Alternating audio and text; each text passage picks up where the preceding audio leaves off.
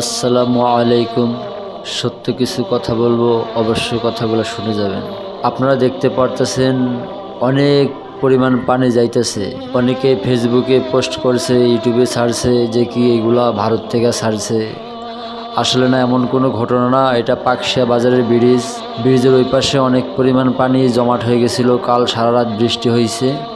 অনেক পানি জমার কারণে আজকে মাটি কাটা মেশিন দিয়ে একটু কেটে পানিটা সরিয়ে দেওয়া হইতেছে। এই জন্য অনেক পরিমাণ পানি যাইতেছে, কিন্তু অনেক মানুষ পোস্ট করছে কি যে এগুলা ভারতের পানি। আপনারা মিথ্যা প্রচার করবেন না।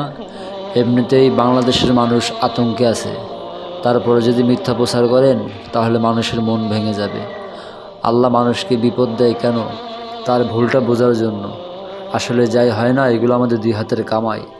আর আমরা কি করি, নিজের ভুলটা না বুঝে